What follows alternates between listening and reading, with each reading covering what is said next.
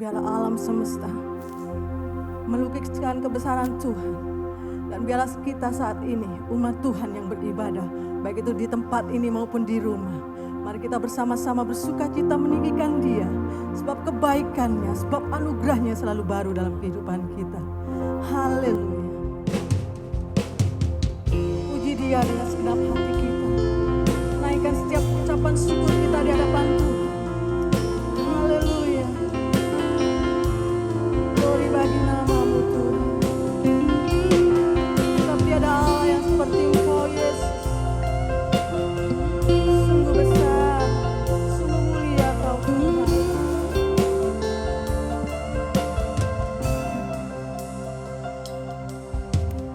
Alam semesta melukiskan kebesaran Tuhan. Bumi dan surga menyanyikan kemuliaan nama-Mu.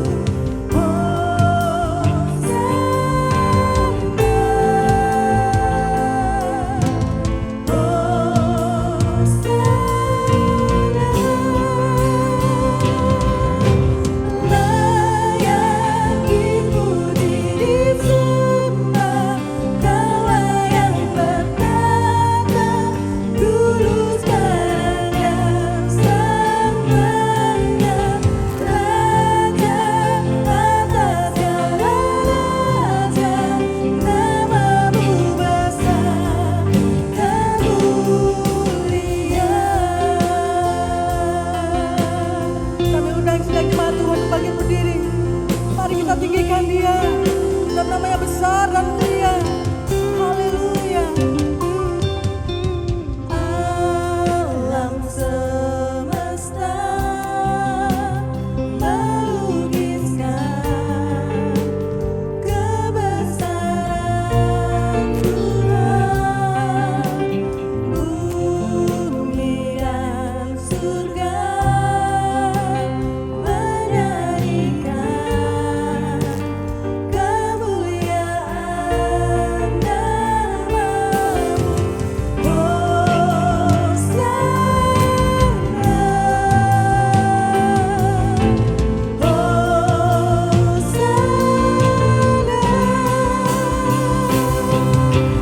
Layak dipuji, disembah, Kaulah yang bertata dulu, sekarang, dan selamanya.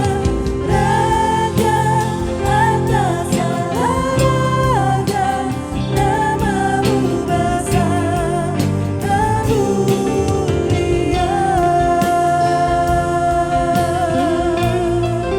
Oh haleluya. Sebab nama-Mu besar dan mulia Tuhan. Alam semesta melukiskan kebesaran Tuhan. Bumi dan surga menyanyikan kemuliaan nama-Mu. Hosana.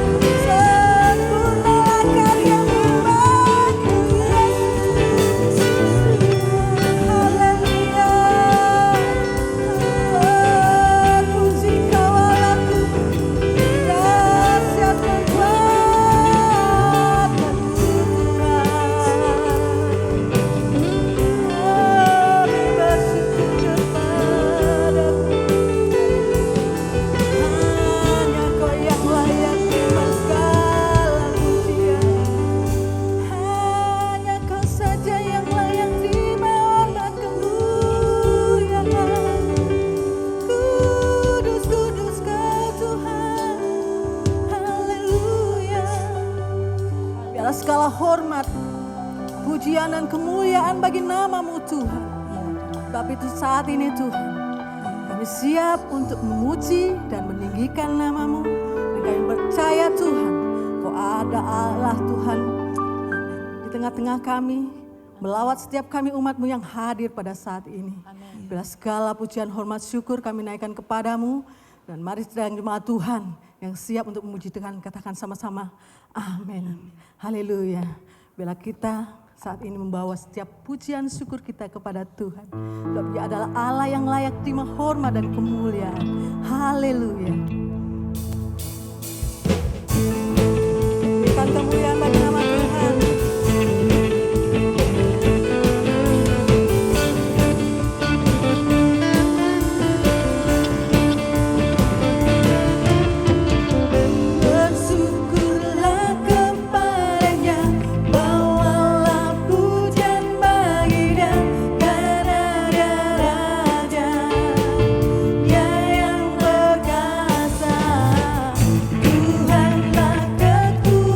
kekuatan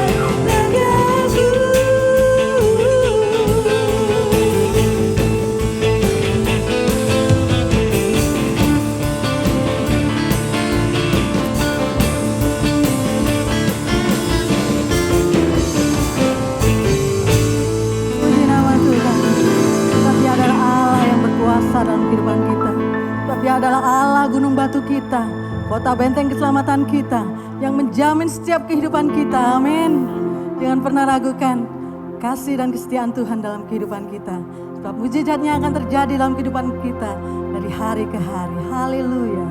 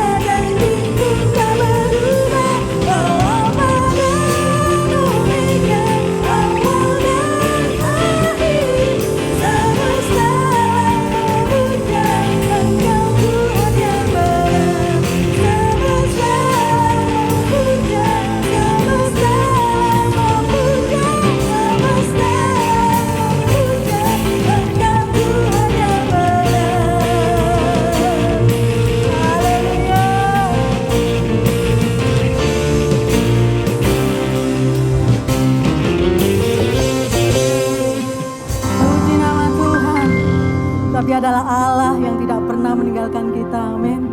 Kasih setianya dari dulu, sekarang, dan sampai selama-lamanya tidak pernah berubah dalam kehidupan kita. Dan tetap sama. Oleh sebab itu, jadikan dia Allah sumber kekuatan, Allah sumber pengharapan dalam kehidupan kita. Sebab firman-Nya berkata dia akan selalu menyertai kehidupan kita. Di tengah badai apapun yang terjadi dalam kehidupan kita.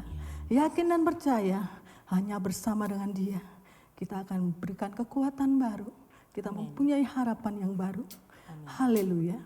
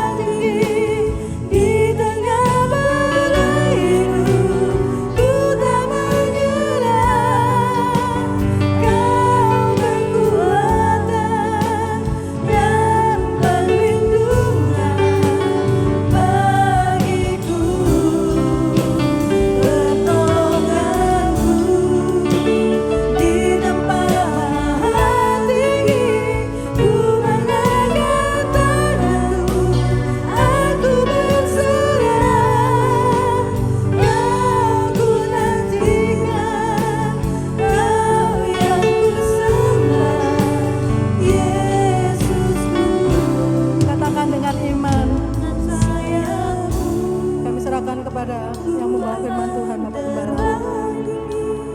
Di tengah badai hidup, ku tak menyerah.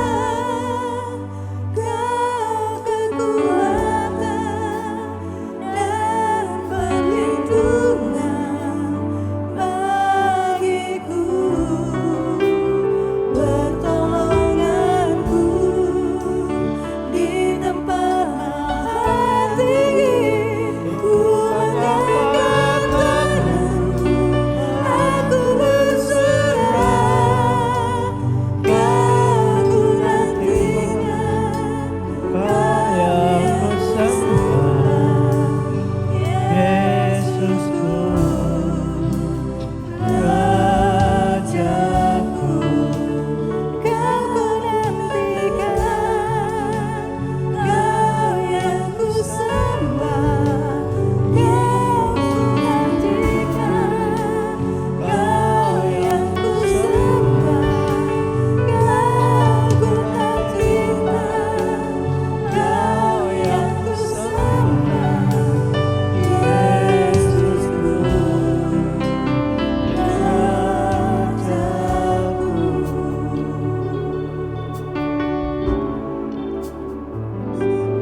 Kau layak menerima penyembahan kami ya Tuhan. Kau Allah yang layak menerima semua yang ada pada kami. Engkau adalah Allah yang maha kuasa, yang maha mulia. Engkau yang memiliki hidup ini ya Tuhan. Terima kasih untuk apa yang telah Tuhan buat dalam hidup kami. Dan hari ini kami ada di hadapan hadirat-Mu bersama-sama ya Tuhan. Kami percaya Tuhan hadir di tengah-tengah kami, dan dimanapun kami beribadah, Kau ada di sana. Tuhan, kami siap mendengar firman-Mu.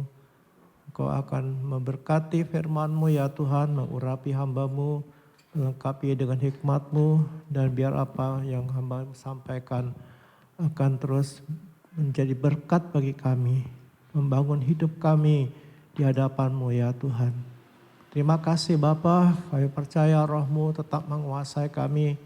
Kami percaya firman-Mu akan memberikan kepada kami kekuatan baru. Terima kasih Tuhan, Kau menerima semua persembahan pujian kami dan pelayanan kami ya Tuhan di hadapan-Mu pada saat ini ya Bapa. Terpujilah Engkau, dalam nama Yesus kami berdoa. Amin. Silakan duduk. Shalom.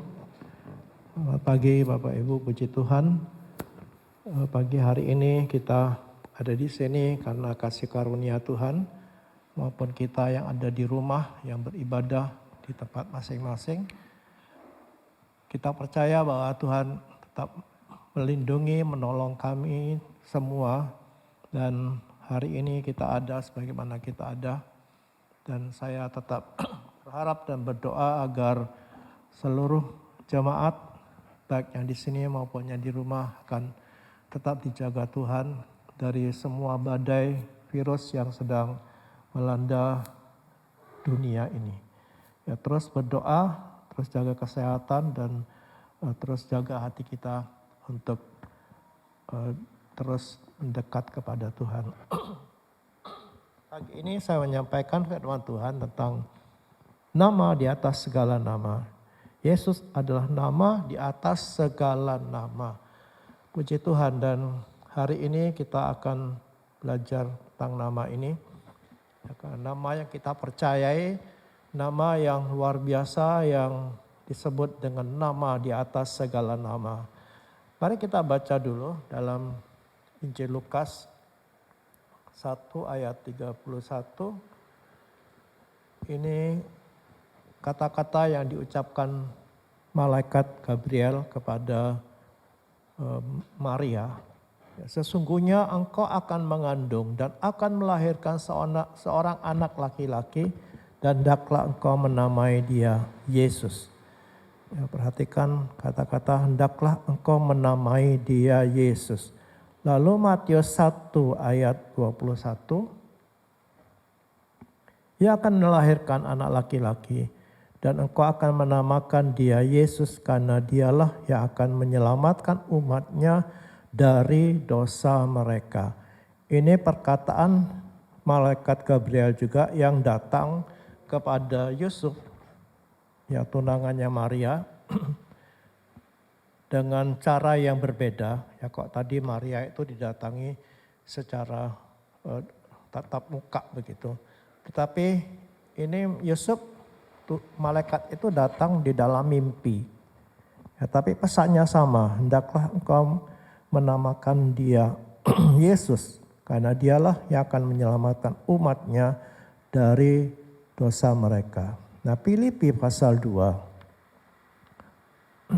Filipi pasal 2 ayat 9. Itulah sebabnya Allah sangat meninggikan dia dan mengaruniakan kepadanya nama di atas segala nama, supaya dalam nama Yesus bertekuk lutut segala yang ada di langit dan yang ada di atas bumi dan yang ada di bawah bumi, dan segala lidah mengaku Yesus Kristus adalah Tuhan, bagi kemuliaan Allah dan Bapa. Keluar dari konteks yang saya mau sampaikan ini, tadi kita perhatikan dalam Lukas 1 ayat 31 itu dan Matius 1 ayat 21, itu dua pribadi yang menerima pesan yang sama. Ya, keluar dari konteks yang ingin saya sampaikan, ini menjadi pelajaran bagi kita, yang biasa kita yang suka ngeroh gitu ya, yang sering bilang Tuhan ngomong sama saya gitu, ya, Tuhan berbicara kepada saya. Ya, kita bukan tidak percaya gitu, tapi harus ada konfirmasi. Perhatikan dua pribadi ini menerima pesan yang sama.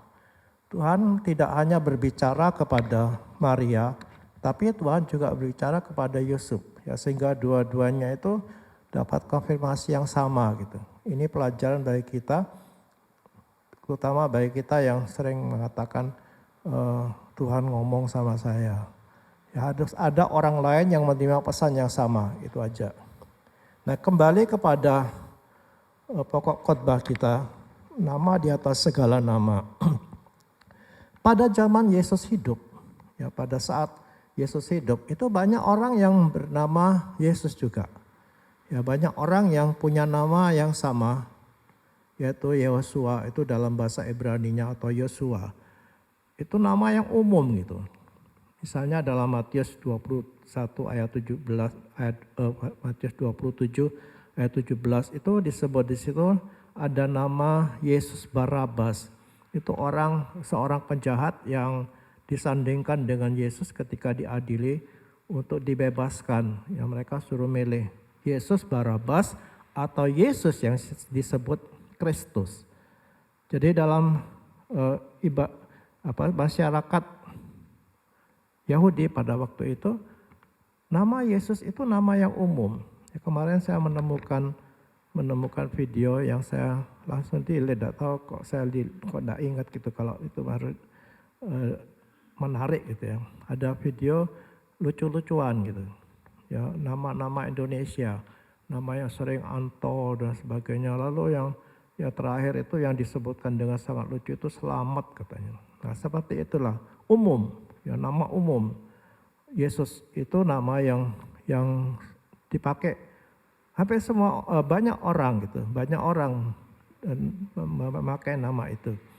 Nah, tetapi setelah Yesus ditangkap, diadili dan dihukum mati, orang Yahudi amat benci dengan nama itu, ya karena dianggap penyesat. Tidak ada orang Yahudi ngasih nama anaknya Yesus tuh, karena apa? Mengingatkan dia kepada seorang penyesat. Ya sama dan kita kan, misalnya di daerah ini siapa yang tidak baik gitu, orang yang tidak baik, tidak mungkin kita ngasih nama sama dengan orang itu gitu. Ya karena itu mengingatkan kita kepada kejahatan orang itu gitu.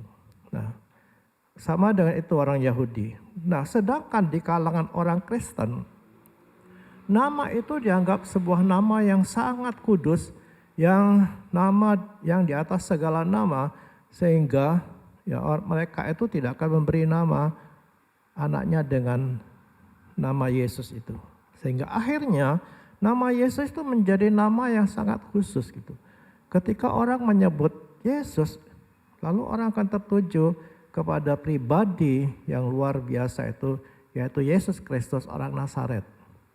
Ya karena tadi itu, ya walaupun ada juga sekarang ini namanya Yesus, the Yesus dan sebagainya, terutama di negara-negara Latin gitu ya. Baiklah kita melihat sekarang arti nama dari Yesus itu. Ya Yesus. Yesus itu dari bahasa Yunaninya ya yang disebut dengan Isus. Ya Isus dalam bahasa Yunani lalu diterjemahkan dalam bahasa Indonesia itu Yesus. Ya dalam bahasa Inggrisnya Jesus. Lalu dalam bahasa Ibrani itu Yosua tadi yang saya sebutkan tadi atau Yosua yang terdiri dari dua unsur kata yaitu Yeho ya yang biasanya disambung dengan Yehova gitu. Itu adalah singkatan dari YHWH. YHWH itu yang biasa disebut Yahweh itu adalah nama dari Allah ya diambil dari Keluaran pasal 4 kalau tidak salah. Ya aku adalah aku. Yaitu Yehu dan Yasa. Yasa itu artinya penyelamat, pembebas, penolong. Jadi kalau dua unsur ini disebut di dalam satu nama Yesua, itu artinya Allah membebaskan kita atau Allah menyelamatkan. Ayatnya tadi kita sudah baca, karena ialah yang akan menyelamatkan umatnya dari dosa. Itu arti dari nama Yesus. Ya, yang dalam bahasa Ibraninya itu Yesua atau Yosua. Nah, nama ini adalah nama yang berkuasa. Gitu. Ya, nama yang luar biasa, nama yang sangat diagungkan. Ya, dan disebut tadi dalam Filipi 2 tadi, Yesus itu nama di atas segala nama. Yang membuat semua lutut akan bertelut. Dan semua lidah akan mengaku bahwa Yesus adalah Tuhan. Jadi nama ini benar-benar nama yang sangat luar biasa. Bukan hanya nama yang diususkan dengan cara seperti tadi. Ya orang Yahudi benci, lalu orang Kristen itu menganggap ini satu nama yang sangat kudus. Bukan hanya itu, tapi dalam nama Yesus itu ada kuasa yang besar. Ya, sehingga segala lutut katanya akan bertelut. Dan semua lidah akan mengaku. Mungkin sampai hari ini kita belum menemukan bahwa manusia dalam dunia ini tidak semuanya bertelut kepada Yesus. Bahkan ada banyak yang melawan Yesus, yang menentang Yesus dengan segala macam cara. Tetapi tetap harus diakui bahwa Yesus itu adalah nama yang berkuasa. Nah, nanti kita akan melihat kuasa apa dalam Yesus itu. Dan nama itu diberikan kepada gereja. Itu apa? Atau digunakan tentunya. Ya, sehingga kita hidup dalam kemenangan. Karena dalam nama Yesus itu ada kuasa yang besar yang kita bisa pakai. Itu diberikan kepada gereja, kepada kita semua.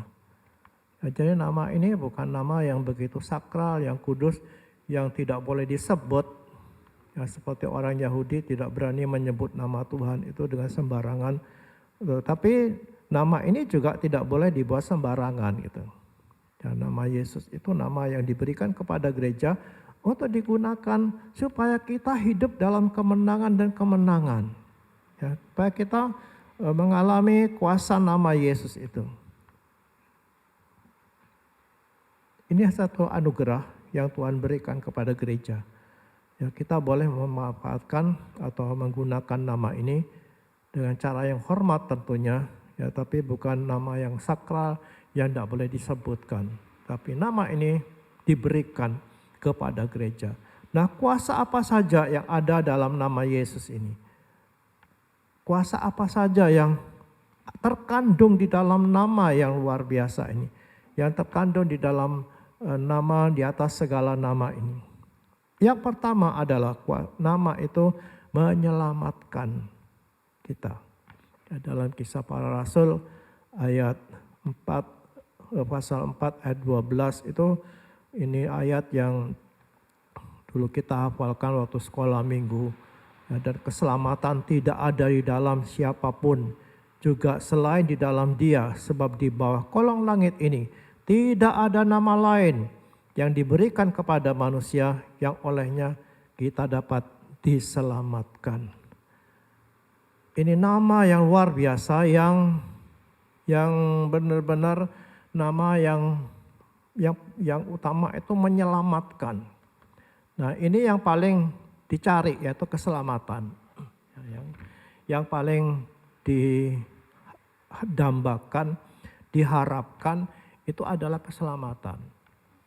Karena ini lebih dari apapun. Ya. Tuhan bilang dalam satu ayat, kalau kamu punya seisi dunia ini, apa gunanya kamu mendapatkan seisi dunia ini, tapi jiwamu binasa.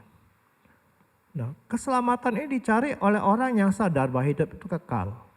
Artinya di balik kematian masih ada hidup. Ya, tubuh kita mati tetapi roh kita masih hidup dan pertanggungjawabkan semua perbuatan kita selama kita hidup dalam dunia ini. Nah, orang yang sadar seperti itu, dia mendambakan keselamatan. Akhirnya ini yang dicari dengan segala macam cara. Ya, orang-orang mencari keselamatan itu dengan berbuat baik, dengan upacara, beragama, dan dengan segala macam cara. Supaya kalau mati tidak dihukum. Nah, ini kesadaran manusia bahwa di balik kematian masih ada hukuman. Lalu mereka buat ritual, ya, ada yang dikasih rumah-rumahan supaya nanti di sana itu punya rumah. Ini kesadaran bahwa di balik kematian masih ada hidup. Dan saya percaya kita semua di sini juga yakin bahwa di balik kematian itu masih ada hidup. Bahkan hidup yang lebih panjang lagi, yang tidak berakhir, hidup kekal. Nah, bagi orang yang sadar hal itu, maka keselamatan ini menjadi hal yang utama. Nah, kita bersyukur di dalam nama Yesus itu kita dijamin ada keselamatan. Ya, tadi kita sudah baca di dalam namanya kita akan diselamatkan. Jadi nama Yesus itu menjadi jaminan ya bagi keselamatan kita. Kenapa? Karena di dalam nama Yesus kita mendapatkan pengampunan itu. Ya, Kisah Para Rasul 10 ayat 43, demikian bunyinya, saya baca. Tentang dialah semua nabi bersaksi bahwa barang siapa percaya kepadanya, ia akan mendapat pengampunan dosa oleh karena namanya. Mendapatkan pengampunan dosa oleh karena namanya. Mengapa nama Yesus yang mengampuni dosa kita? Sebab hanya Dia yang mati. Dialah satu-satunya yang menggantikan hukuman dosa kita. Ini saya yakin bukan hal yang baru bagi kita. Ya, bahwa hukuman dosa yang harusnya kita tanggung itu ditanggungkan atas Yesus. Dia yang tidak bersalah, Dia tidak berdosa, dijadikan berdosa supaya kita dibenarkan Allah. Jadi di dalam nama Yesus itu ada pengampunan dosa. Ada janji yang luar biasa bagi kehidupan kita setelah kita mati. Ya, namun banyak orang yang tidak percaya gitu. Ada yang bilang kok gampang banget gitu. Surga itu kan tempat yang maha mulia gitu. Tempat yang luar biasa.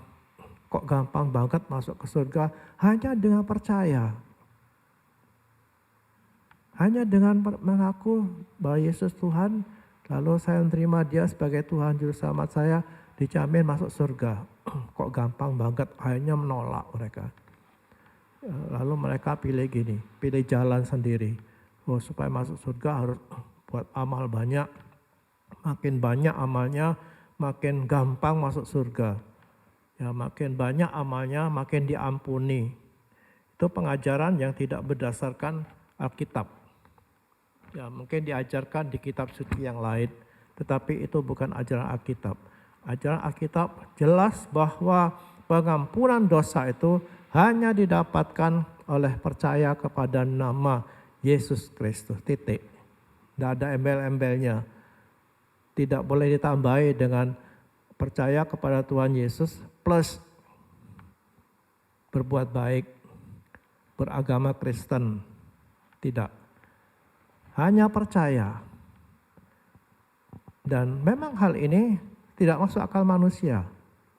Ya kok gampang banget gitu. Tidak, tapi itulah yang diajarkan firman Tuhan, kita percaya gitu. Ya toh, percaya kepada Yesus itu kan bukan hanya, oh ya saya percaya Tuhan Yesus ada, Tuhan Yesus Maha Kuasa. Tapi percaya juga kepada apa yang dikatakan. Dan Yesus yang mengatakan itu. Akulah jalan, kata, kebenaran dan hidup. Tidak seorang pun datang kepada Bapa kalau tidak melalui aku. Dan itu kita harus pegang gitu.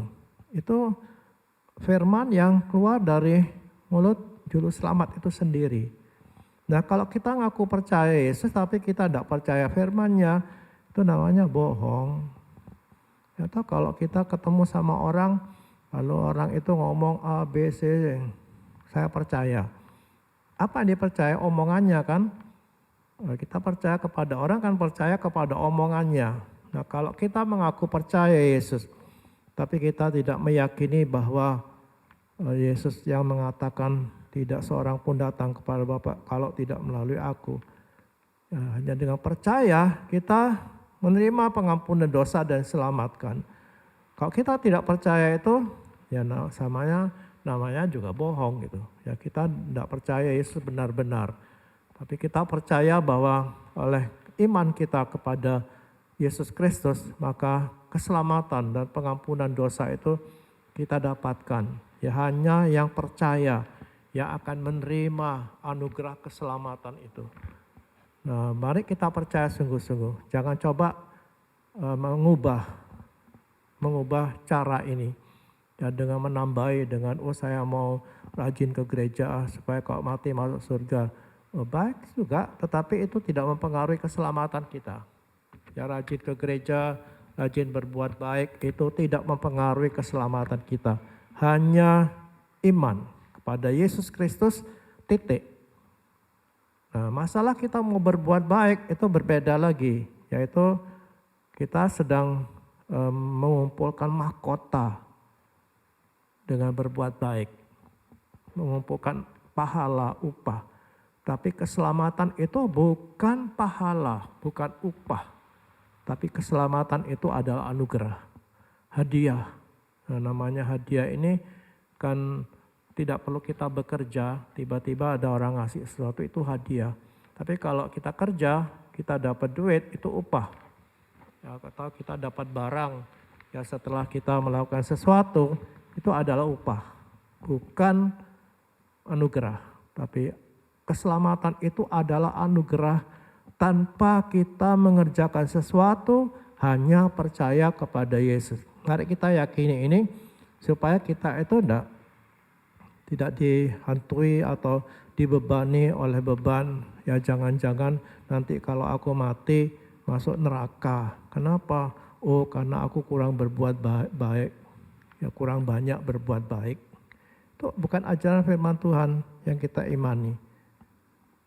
Yesus sendiri mengatakan hanya dengan percaya kepada Dia kita diselamatkan. Itu yang pertama, yang utama dan yang paling luar biasa, lebih dari semuanya, itulah keselamatan. Yang kedua adalah doa kita didengar dan dijawab oleh Bapa. Yohanes 15 ayat 16, ayat 7 dulu. Ayat 7 ya. Ayat 7.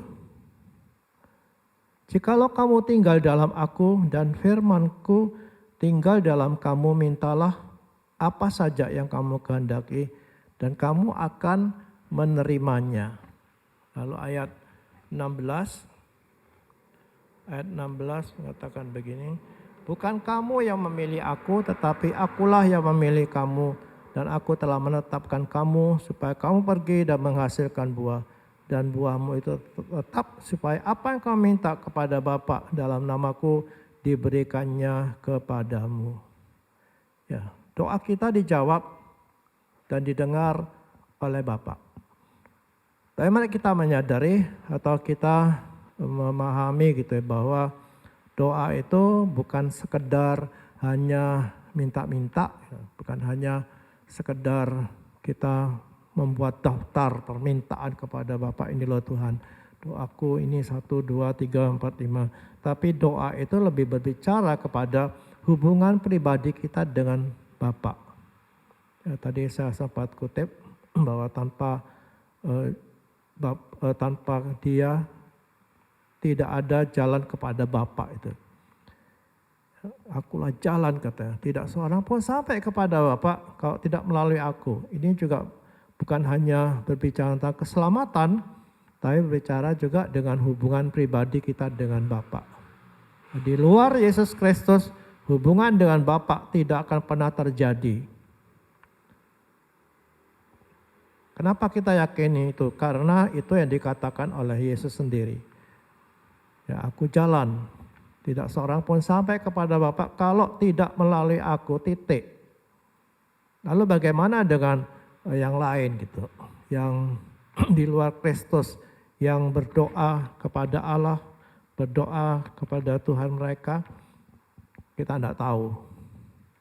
Ya, kita tidak menghakimi mereka, apa mereka ketemu dengan Bapa atau ketemu dengan siapa. Kita tidak menghakimi, tapi yang kita yakini apa yang dikatakan Yesus dalam dalam Yohanes 14 ayat 6 itu, akulah jalan dan kebenaran dan hidup. Tidak ada seorang pun yang datang kepada Bapa kalau tidak melalui aku. Jadi ayat ini menjadi dasar bagi kita bahwa kita akan diterima atau doa kita akan dijawab oleh Bapa itu hanya lewat nama Yesus Kristus. Di luar nama Yesus Kristus tidak ada jaminan diterima Bapa. Itu berdasarkan ayat ini. Ya, ayat ini, ayat Yohanes 14 ayat 6 itu dulu waktu saya masih remaja gitu ya, ada seorang guru gitu, guru Kristen yang bilang ini ayat ini tidak boleh kita pegang dengan kuat-kuat, ini akan memecah belah bangsa katanya. Loh kok bisa? Ini firman Tuhan kok. Kan? Kalau Tuhan yang bilang, ya kita harus mengatakan ya dan amin. Nah, tapi kita tetap harus menghargai, menghormati agama lain yang mereka juga memanggil nama Allahnya. Ya, kita tidak menghakimi mereka. Mereka diterima oleh Tuhan atau tidak, itu kita tidak menghakimi. Tapi berdasarkan ayat ini, kita yakin bahwa tidak seorang pun datang kepada Bapa kalau tidak melalui aku. Titik. Nah, berdoa dalam nama Yesus itu bukan berarti kalau kita berdoa lalu kita tutup doa kita itu dengan dalam nama Tuhan Yesus kami minta doa ini. Bukan hanya itu. Tapi artinya bahwa kita mendasarkan doa kita pada jasa Yesus Kristus.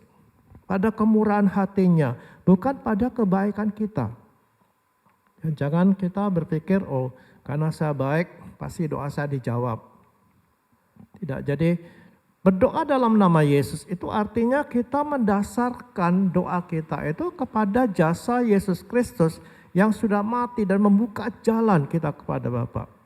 Oleh karena dia mati dan mengampuni dosa kita, jalan kepada Bapa terbuka. Dan kita datang kepada Bapa itu, kita minta kepada Bapa itu bukan karena kita baik. Jangan berpikir karena saya baik pasti doa saya didengar. Walaupun ada ayat yang mengatakan itu kan, ada bahwa doa kita itu didengar kalau kita begini. Oke, tapi yang utama adalah bahwa kita diterima oleh Bapa itu karena nama yang luar biasa ini. Nama Yesus Kristus. Mari datang kepada Bapa. Mari kita berdoa. Bukan karena kita merasa diri baik dan cukup layak di hadapan Tuhan. Karena sepanjang hari ini saya tidak berdosa. Wah pasti malam ini Tuhan dengar doa saya. Buang pikiran seperti itu. Karena kita diterima oleh Bapa karena jasa Yesus Kristus. Kenapa? Karena di dalam kita tidak ada yang baik katanya. Yang menjadi dasar Tuhan harus menjawab doa kita. Hanya karena jasa dari Yesus Kristus. Lalu tadi ayat tadi mengatakan apa saja yang kamu kehendaki atau kamu minta dalam ayat lain. Itu bukan berarti bahwa semua yang kita minta Ya, semua yang kita minta dalam nama Tuhan Yesus itu lalu pasti Tuhan jawab gitu. Adalah pasti Tuhan jawab misalnya. Semua yang kita minta katanya. Mari kita pahami ini, ya jangan sampai kita merasa kecewa gitu. Loh, saya sudah minta dalam nama Tuhan Yesus kok tidak dijawab. Kita masih percaya bahwa Tuhan kita itu Tuhan yang maha bijaksana. Ya, Tuhan yang mengerti dan memahami jauh ke depan apa yang akan terjadi dalam hidup kita. Sehingga dia tahu apa yang terbaik untuk kita. Kadang-kadang doa kita itu doa yang tidak baik dalam pandangan Tuhan. Mungkin bagi kita baik. Misalnya kita doa minta supaya kita disembuhkan, supaya sehat, supaya kita bisa melakukan banyak aktivitas dengan tubuh yang sehat. Itu kan baik menurut kita. Tapi Tuhan lebih tahu gitu. Apa yang terjadi kalau kita sehat, gitu, atau kalau kita disembuhkan, atau kalau doa kita dijawab. Apa yang akan terjadi Tuhan lebih tahu. Ya, kita kan tidak tahu. Ya, minggu yang lalu ya disampaikan Pak Noel bahwa berapa menit di depan kita tidak tahu gitu. Apa yang akan terjadi. Tapi Tuhan lebih tahu sehingga dia menjawab doa kita itu berdasarkan pengetahuannya dan berdasarkan kebijaksanaannya. Jadi tidak semua doa yang kita minta walaupun kita klaim ini ayat. Ya doa Tuhan dalam firman-Mu Tuhan bilang gini ini loh buktinya. Jawablah kami Tuhan. Waduh, ditodong Tuhannya. Tuhan kita bijaksana. Jadi kalau ada doa yang kita minta kepada Tuhan dalam nama Yesus, lalu tidak diberikan oleh Bapa, Bapa itu tidak pernah salah. Ya, dia akan menjawab doa kita berdasar kebijaksanaannya, kedaulatannya, pengetahuannya yang jauh ke depan, dan sehingga dia tahu apa yang terbaik untuk kita. Kadang-kadang doa kita tidak dijawab, walaupun mungkin kita sudah doa dalam nama Yesus. Jangan kecewa. Tapi prinsipnya adalah bahwa doa kita dijawab oleh Tuhan Yesus Kristus. Kalau kita doakan di dalam nama Yesus Kristus, artinya kita tidak mendasarkan permintaan kita itu pada jasa kita sendiri, tapi kepada jasa dari Yesus Kristus. Yang ketiga, mendatangkan mujizat. Dalam Kisah Rasul 3 ayat 16, ini sebuah contoh saja dari kuasa nama Yesus itu.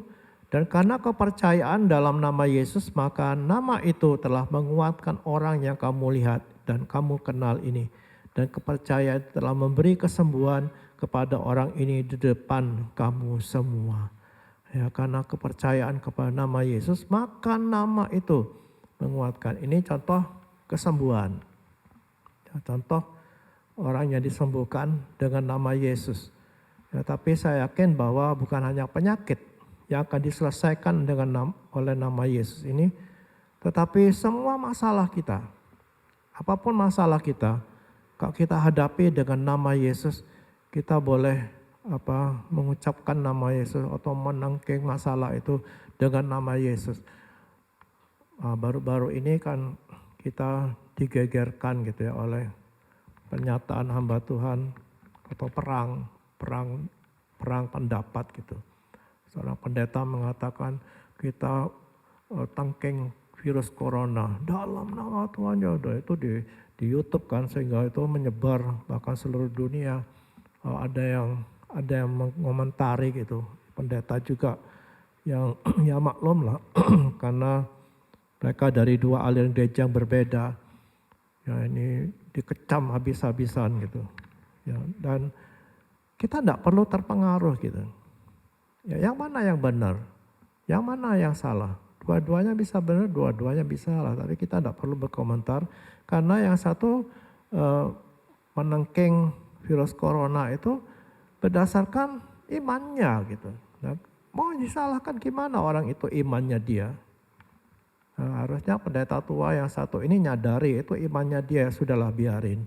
Atau mau dijawab Tuhan atau tidak, ya itu urusannya Tuhan. Kalau buktinya sampai hari ini corona belum habis gitu. Berarti apa, kedaulatan Tuhan itu di atas semuanya. Nah, ini perlu kita imani terus bahwa semua yang Tuhan janjikan di dalam firman ini masih tetap dalam kedaulatan Tuhan. Ya Tuhan itu tidak bisa disalahkan. Kita tidak bisa mengatakan, loh Tuhan firman-Mu itu bilang begini loh. Kok tidak dilakukan? Tidak bisa. Dan siapa yang bisa menyalahkan Tuhan? Kata Ayub mengatakan, siapa yang bisa menyalahkan dia? Siapa yang bisa mengatakan, kau telah berbuat yang tidak benar, yang tidak patut untuk aku? Tidak bisa. Karena dia berdaulat gitu. Dia mau buat apa saja. Manusia tidak bisa protes. Nah, jadi kalau kita menghadapi sebuah masalah gitu, mari berdoa dalam nama Yesus. Supaya semua masalah kita itu selesai. Penyakit kita juga. Tapi tetap dalam keyakinan bahwa semuanya dalam kedaulatan Bapa. Ya jangan sampai kita kecewa dengan apa yang Tuhan mau dalam hidup kita itu, yang tidak sesuai dengan hati kita. Ya saya doa supaya disembuhkan, kok malah mati. Loh, apakah salah Tuhan? Tidak, memang itu waktunya harus balik katanya. Ya balik, biarpun kita doa ngotot. Ya seperti yang video yang viral beberapa waktu yang lalu kan, sudah di dalam peti dibuka, dikelilingi, didoakan sampai 2 jam tidak bangun-bangun. Nah memang sudah dipanggil Tuhan kok. Tuhan mau begitu kok ngotot gitu. Jangan ditiru. Ya jangan kita berpikir, waduh kalau saya hadapi masalah misalnya kalau dikelilingi masalahnya dikelilingi, atau misalnya orang sakit dikelilingi 7 kali seperti kelilingi tembok Yeriko, dalam nama Yesus, dalam sembuh, kok tidak sembuh, kok malah mati. Udahlah, itu kedaulatannya Tuhan. Ya Tuhan tahu yang terbaik. Tapi kita jangan terus mengatakan begini, wah kok gitu percuma doa dalam nama Yesus. Toh akhirnya kedaulatan Tuhan loh. Kita berdoa itu kan kita minta. Nah, kita mempercayai itu. Nah, urusan dijawab atau tidak itu urusannya Tuhan. Ya kita hanya minta dan tidak ada yang percuma, tidak ada yang percuma kita lakukan dalam nama Yesus. Karena pasti ada sesuatu yang lain yang Tuhan beri. Bisa kekuatan gitu. Kekuatan baru, damai sejahtera. Walaupun tidak sembuh kok masih tetap setia kepada Tuhan. Itu kan kekuatan. Ya, damai sejahtera yang diberikan Tuhan.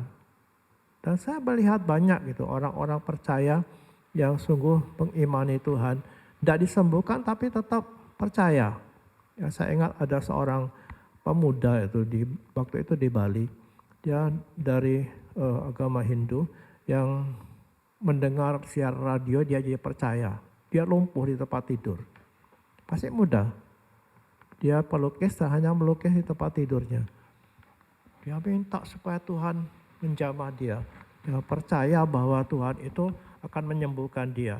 Tapi ternyata enggak. Nah, tapi apakah dia kecewa lalu dia udah enggak usah Tuhan-Tuhanan balik lagi ke agama yang lama? Tidak. Dia bersaksi, waktu itu saya sempat kunjung ke rumahnya. Dia bilang gini, walaupun saya tidak sembuh, ya padahal itu yang saya harapkan. Gitu. Menjadi Kristen itu supaya, karena dengan firman Tuhan, ya dengan firman Tuhan di radio itu, nama Tuhan itu berkuasa menyembuhkan. Walaupun saya tidak sembuh, saya menemukan sesuatu yang baru, damai sejahtera. Jadi apa yang kita tidak dapatkan dengan apa yang kita minta itu, Tuhan pasti beri yang lain, damai sejahtera, kekuatan, walaupun masalahnya belum selesai tapi ada kekuatan. Ada kelepasan dari ikatan-ikatan, damai sejahtera Tuhan berikan kepada kita. Nama Yesus itu mendatangkan mujizat, ya dan amin. Dan tidak sesuai dengan apa yang kita minta, Tuhan pasti beri yang lain.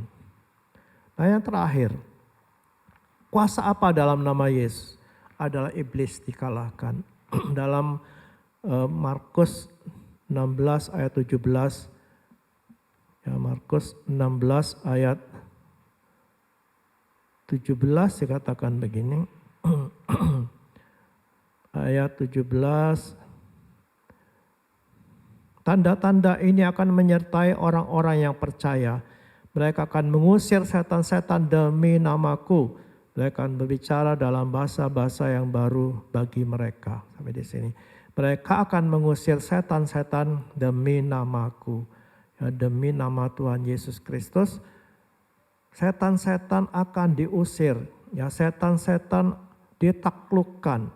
Dan itu sudah dilakukan oleh murid-murid.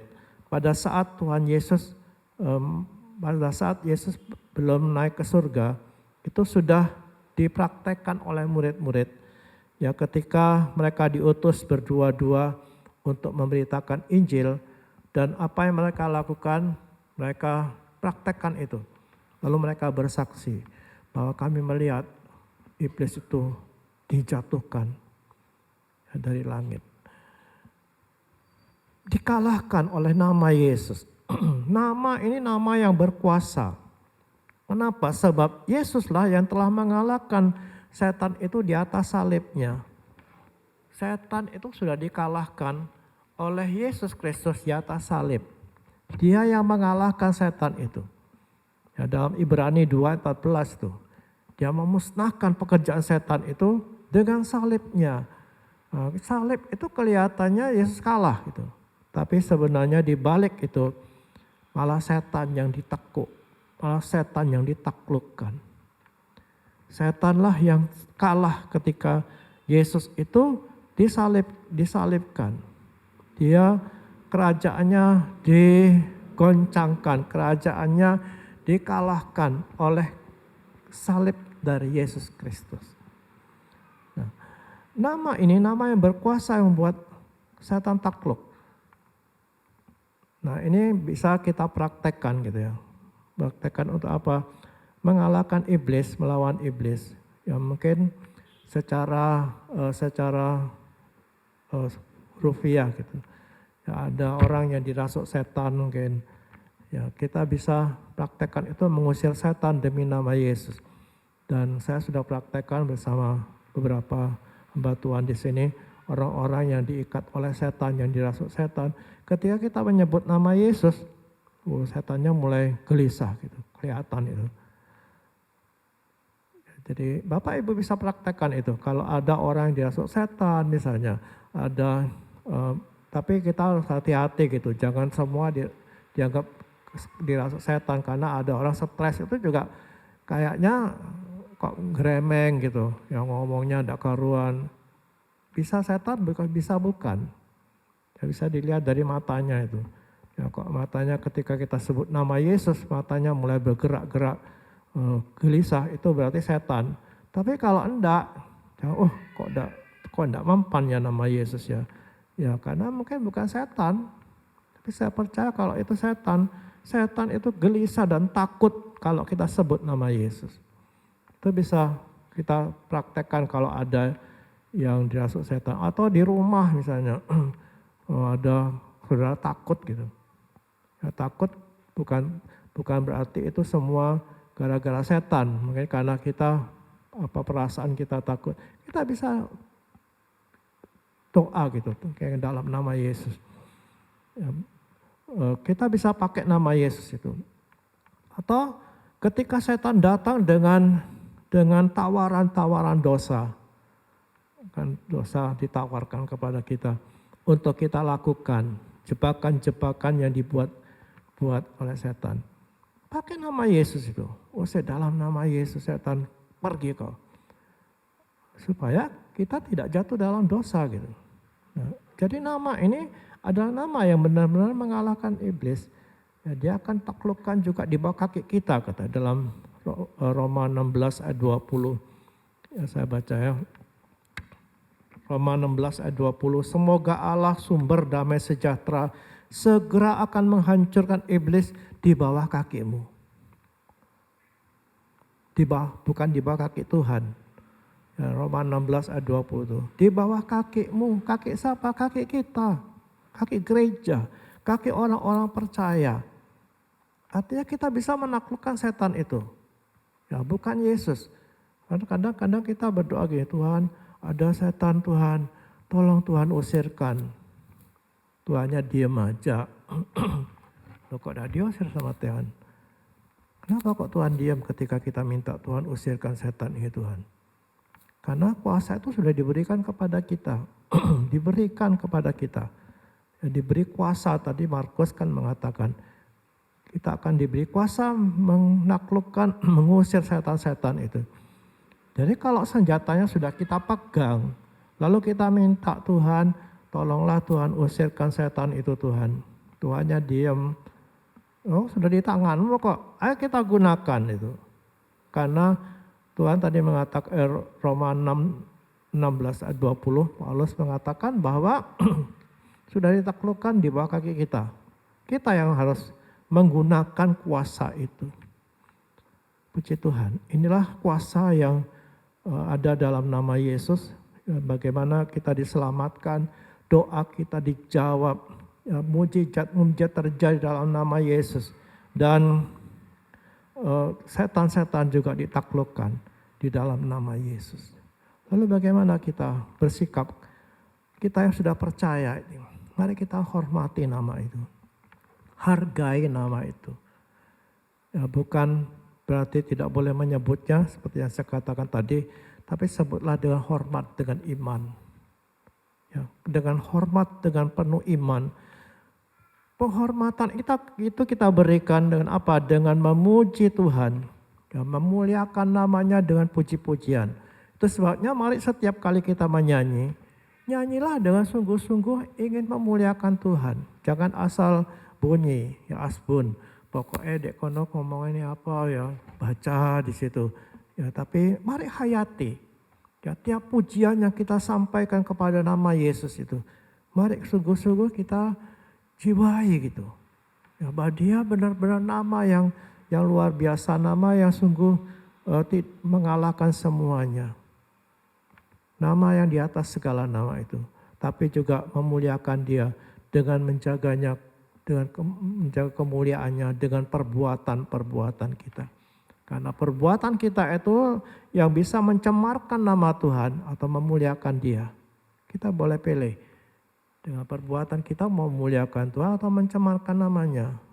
Tapi kalau kita percaya bahwa dia inilah nama di atas segala nama, mari kita hormati ya, dengan cara hidup kita yang baik dan berkenan. Dan yang terakhir, gunakan nama itu untuk memberikan kepada kita kekuatan, pakai itu untuk diri kita sendiri, untuk menolong diri kita sendiri dan menolong orang lain. Ya, dengan memberitakan nama itu, memberitakan nama di atas segala nama itu, mari kita gunakan agar hidup kita itu menjadi berkat bagi banyak orang lewat nama Yesus Kristus, nama di atas segala nama. Amin.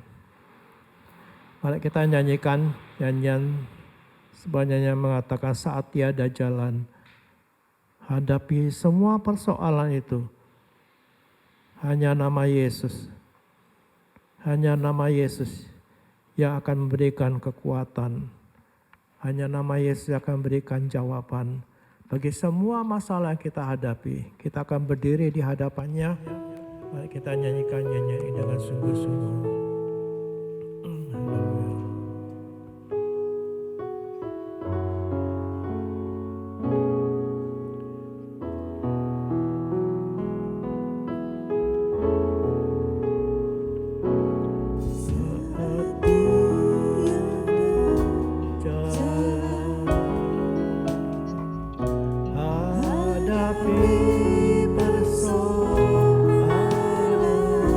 Yesus ada di sana.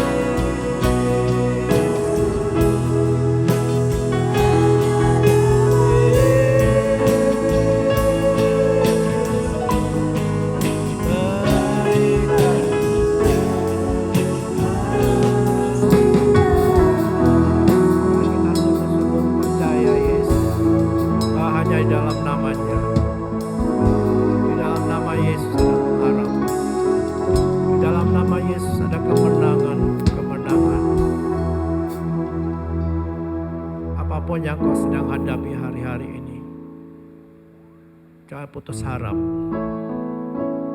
Karena hanya nama Yesus yang akan memberikan pengharapan dan jawaban bagi semua masalah kita. Haleluya. Tuhan, kami percaya firman-Mu, ya dan amin. Nama-Mu adalah nama di atas segala nama. Terima kasih untuk anugerah ini ya Bapak. Siapa kami sehingga kami dianugerahi dengan nama di atas segala nama ini. Namun ampuni kami karena seringkali kami tidak percaya kepadamu. Kami meragukan kuasa nama-Mu ya Tuhan. Tolong kami ya Roh Kudus untuk membangkitkan iman kami. Agar setiap saat kami boleh menggunakan nama-Mu untuk memuliakan Engkau ya Tuhan. Terima kasih Tuhan, masalah apapun yang sedang kami hadapi. Kami percaya tidak ada masalah yang tidak mungkin karena nama-Mu. Terpujilah Engkau ya Tuhan, tambahi kami untuk percaya Tuhan lebih dari apapun. Segala hormat bagi Engkau ya Tuhan. Mari kita akan memberkati Indonesia dengan kata-kata iman kami. Di dalam nama Tuhan Yesus Kristus, diberkatilah seluruh bangsa Indonesia. Diberkatilah para pemimpin dari pusat sampai daerah. Diberkatilah seluruh masyarakat yang ada di seluruh wilayah Indonesia. Diberkatilah tim medis yang sedang berjuang melawan virus corona. Diberkatilah gereja-gereja Tuhan yang ada di Indonesia. Diberkatilah Kabupaten Probolinggo. Diberkatilah semua orang-orang percaya yang ada di Kabupaten Probolinggo. Diberkatilah semua masyarakat yang ada di daerah Probolinggo ini. Di dalam nama Tuhan Yesus Kristus. Mari kita berdoa Bapa kami. Bapa kami yang di surga, dikuduskanlah nama-Mu. Datanglah kerajaan-Mu. Jadilah kehendak-Mu di bumi seperti di surga. Berikanlah kami pada hari ini makan kami yang secukupnya. Dan ampunilah kami akan kesalahan kami seperti kami juga mengampuni orang yang bersalah kepada kami. Dan jangan bawa kami ke dalam pencobaan, tetapi lepaskanlah kami daripada yang jahat. Karena Engkau-lah yang punya kerajaan, kuasa, dan kemuliaan sampai selama-lamanya. Amin. Kami serahkan sekali lagi hidup kami dalam tangan-Mu. Menyerahkan seluruh keluarga kami juga dalam tangan-Mu Tuhan. Kami berdoa ya Tuhan untuk anak-anak Tuhan yang terbaring sakit. Kami percayakan mereka dalam tangan-Mu, biar kuasa-Mu mengalir ya Tuhan. Menyembuhkan anak-anak-Mu, membangkitkan mereka dari tempat tidur mereka. Bapak, kami teringat juga kepada anak Jesse, anak saudara Andre Tuhan. Yang diopname di rumah sakit Tuhan. Tolong dia, jamah dia Tuhan, Kau memulihkan dia. Nyatakan kuasa-Mu Tuhan. Terima kasih kami percayakan seluruh kehidupan kami dalam tangan-Mu. Pekerjaan kami, anak-anak kami ya Tuhan yang sedang belajar di rumah Tuhan. Tolong mereka supaya mereka tidak jenuh ya Tuhan. Tolonglah sekolah bintang harapan, guru-guru yang mengajar. Supaya mereka bisa mengajar dengan penuh kreativitas. Terima kasih Bapak, kami percayakan seluruh hidup kami dalam tangan-Mu ya Bapak. Kau menopang kami, memberikan kami kemampuan menghadapi apapun dalam hidup kami. Kalau sebentar kami meninggalkan tempat ini, kami percaya tangan-Mu menopang kami, melindungi dan menjagai kami semua. Tibakan kami di rumah dengan selamat ya Tuhan. Dan sertai kami dimanapun kami ada. Segala pujian hormat bagi Engkau dan seluruh ibadah kami persembahkan kepadamu di dalam satu nama yang terhormat. Nama Yesus Tuhan dan Juru Selamat kami. Jemaat yang dikasihi Tuhan. Terimalah berkat dari Bapa itu. Yang akan melimpah dalam hidupmu, kekuatan baru dan semua yang baik. Diberkatilah pekerjaan dan kehidupan ekonomi. Diberkatilah keluarga dan anak-anakmu semua. Yesus Kristus dengan damai sejahteranya terus menopang hidupmu. Memberikan kekuatan baru menghadapi apapun. Roh Kudus kiranya menuntun, mengurapi saudara, membentuk saudara, memberikan engkau iman dan memberkati engkau untuk menjadi berkat bagi banyak orang. Dalam nama Tuhan Yesus Kristus. Amin.